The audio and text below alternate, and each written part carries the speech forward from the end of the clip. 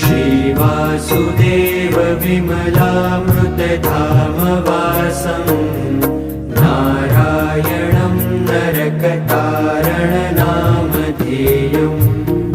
श्यामं सितं द्विभुजमेव चतुर्भुजं च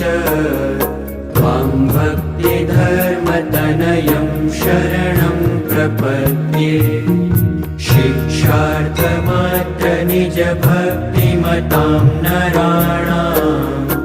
एकान्तधर्ममखिलं परिशीलयन्तम् अष्टाङ्गयोगकलनाश्च महाव्रता